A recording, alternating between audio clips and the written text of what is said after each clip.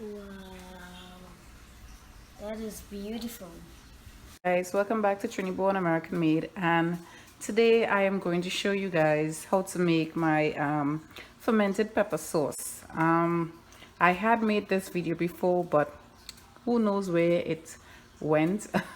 It somehow deleted or disappeared, so I have to redo this video for you guys again, see how I make my fermented pepper sauce, because a lot of people come over at my house and they have my pepper sauce and they be like, "How you made this pepper sauce? Tastes so great, it's so tasty, it's spicy but not, like bitter or, overbearingly spicy." So I'm just gonna go through with you guys what I do and how I put my pepper sauce to ferment. Now, fermentation of pepper sauce is not something that is like a tradition back home in Trinidad. I have learned this method though in Trinidad from my uncle. He used to take his pepper sauce after he make it and he put it on his rooftop and he leave it there for like a week or so in the hot sun, to kind of get it more rich and heated in flavor. And this is the concept that I have stuck with because I like how it tastes, and I'm gonna share it with you guys. Okay, to begin, y'all, you're gonna need, of course, a jar to put it in, preferably a glass jar. um, Plastic could work. I won't say no, but for me, a glass jar is the best thing to use. If you can get this oregano leaf, it will be great, because this is one of the secret ingredients in this pepper sauce but for back home that makes this taste like so flavorful. And we call it a podina back home, but it's Spanish oregano or Cuban oregano. So you can get this, or you could use cilantro or just some regular oregano to add the flavor, but it's not going to be exactly like this. It's definitely not going to be like this. So if you could sauce it, it would be great to get this. It's called Cuban oregano. It's really good. And I have here a bunch of side green onions from the garden. This is huge, guys. Look at this green onion. It's huge, right? So I got this. I also have in my garden what we call back home pimento peppers. You may not be able to find this in America just like that, because I got this from a seed from Orlando, but it is really a nice flavor you get from this pepper. It's not hot in any way. It's almost like a sweet pepper, but it just helps to add that extra seasoning to any dish that you wish to make, food wise. And then this here is habanero pepper, and I have a mix of habanero pepper and scorpion pepper, somewhere, but scorpion pepper, habanero pepper, and the pimento pepper. And I'm also going to use some chili pepper and lime. Okay, so here I have the chili pepper, and this was dried chilies, and all I'm doing is just putting it to boil in about 1.5 cup water to soften it up a bit. So when I put it through the food processor, it blends nicely. All right, this is to add flavor, color, and just added elements into the pepper sauce. So there's definitely a few ways you could do this sauce. You could take the jar and put all the ingredients in the bottle, just like I would do with the wines, and just pour the brine over in it and just leave it, let it set. Or you could do like what I do today and save myself the extra process, because when you do that, you still have to pour it back out and blend it all up and make it into a nice smooth paste. So to eliminate that process, because pepper does burn, especially the more it sits and it gets hot, it's your chances of probably going blind or starting to cough up a COVID-19 storm is going to be a lot more higher. So for me, I prefer to just put it inside of the the food processor and process everything up, pour it back into the bottle, and just top it up. So when it's time to use it, it's just directly, it's just to be used, and it was not, you know, contaminated with after, you know, the fermentation process has been over. All right. So let's get into this. Enough of me talking. Let me go quickly and show you guys how I get this done.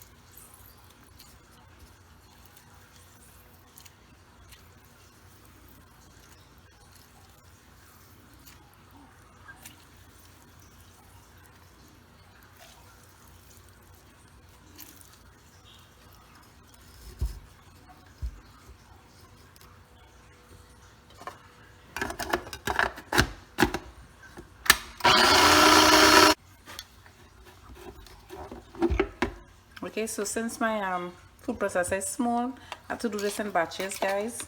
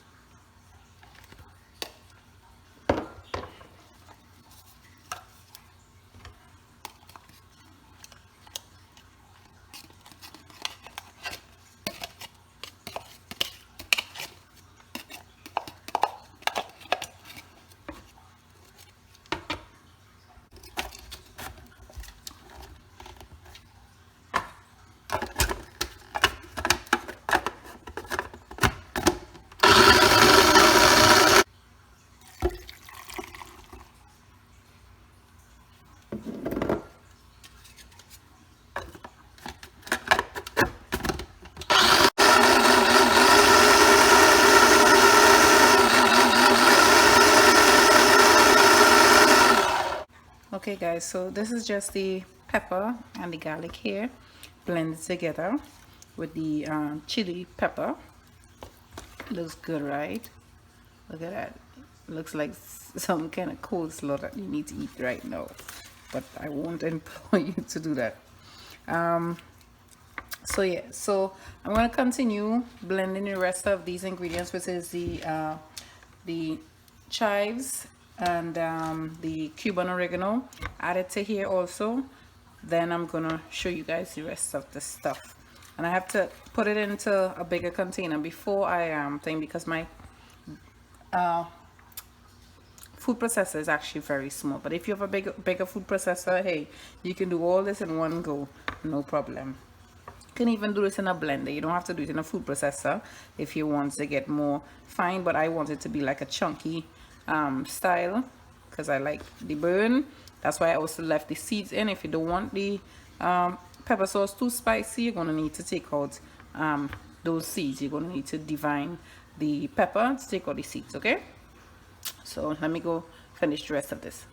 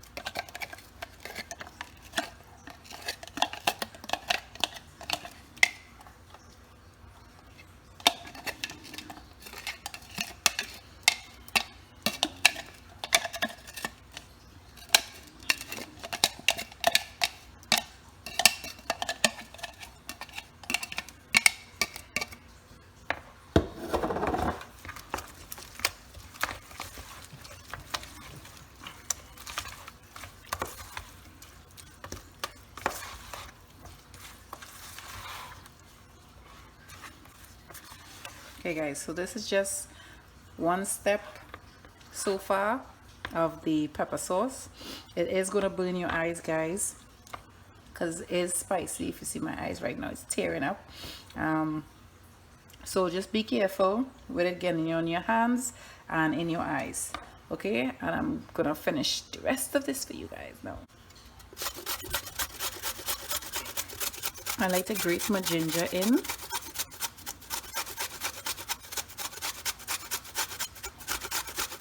If you want, you could put it in the blender and also do that and blend it all up, but I like to grate the ginger in.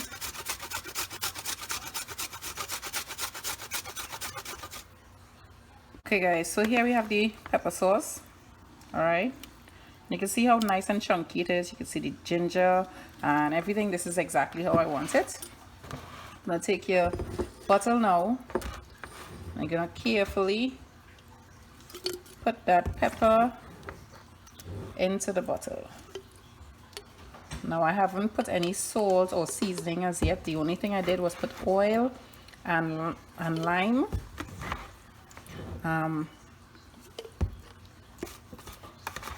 That is to counteract any bacteria activity. But I will be putting a bit of salt water in a bit. All right, so this is the jar here of the pepper. All right, let me see if I can get you all a better view.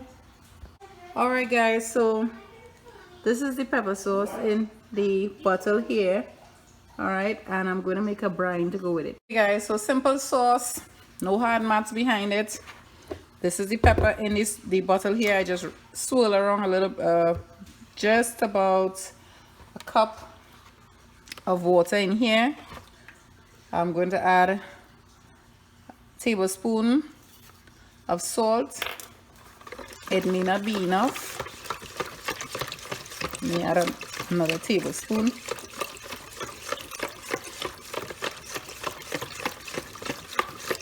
I want this brine to be like salty.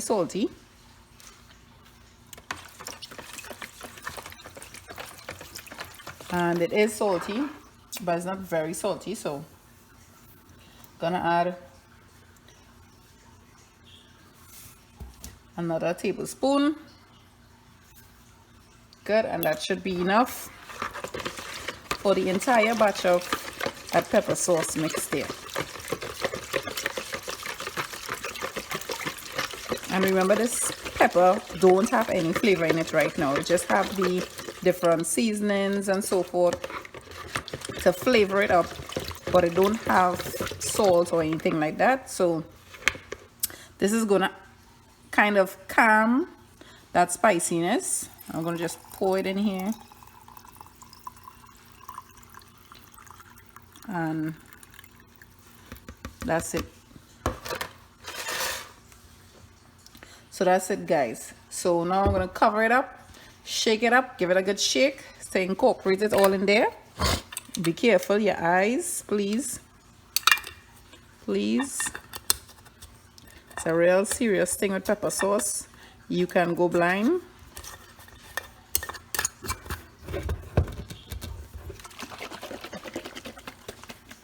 Right? The water is loosen it up, give it some body, and the salt itself, the salty brine is help it with sitting as a fermented drink or a fermented sauce right there. And if you notice, if you notice, there's still a bit of space from the top of the cap to where the end of the pepper sauce ends, and that's to be able to give it a chance to form. If you feel here is already forming air bubbles, air pockets, because when it starts fermenting, it's gonna bubble up and make gases, and you're gonna have to do like I do for most of my wine videos or my fermented videos. Is to crack it, give it a little burp every day or so, shake it up again. You know, if you want, you could do like my uncle, put this in the sun, let it get some serious heat and ferment quickly, shake it up, crack the seal, let it burp, you know. But this here, right here, guys, see this quality, look at it. This is what you're looking for when you say you want a tasty pepper sauce, okay? And you don't have to use green or yellow peppers. You could use the peppers when it's more red to get a different color. That's what's going to change the color and have it more red, the color of the pepper actually. And fresh is best, so try to buy fresh peppers and not something that you had sitting now in the fridge for a long time. I mean, nothing wrong with using peppers that you have in the fridge, but it's always best to pick fresh or just buy from fresh farmers markets or so forth where they have fresh peppers, okay? And you'll be able to tell what fresh peppers look like. So guys, you leave this in the cupboard for about a week or two. You come back to it and you'll be good. This here could last you a year, guys. A year, yes, a year. Yes, I did say a year. This pepper sauce here could last you, not going in your refrigerator, for an entire year. So a lot of people, it probably could go past that and all, but I'm just gonna be safe and tell you guys 1 year. All right, so go ahead, guys, try your pepper sauce, try your fermented pepper sauce, and I'm gonna show you guys what it looks like after 10 days at least, so you would know that this is good stuff. I actually have one that I made.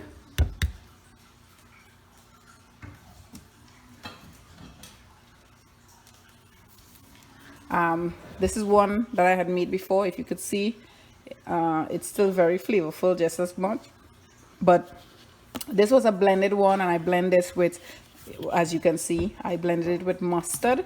So and place it in the cupboard the same way as a stabilizer. So instead of using a vinegar or salt water brine, you could use mustard. Anything that has a bit of acidity works well to sit and stand on your shelf, to help the fermentation process and to ensure that the product doesn't expire. All right, so guys, nice having you on the show today, and do stay tuned for more videos. Thank you for the 100 and something plus, 30 something plus subscribers. Thanks to all who enjoy the wine videos and all the all the wine videos and all the food videos and the garden tutorials, so forth. Guys, we appreciate the love, and we hope to be able to be here to provide more informative, helpful videos to help you save money. Okay, bye.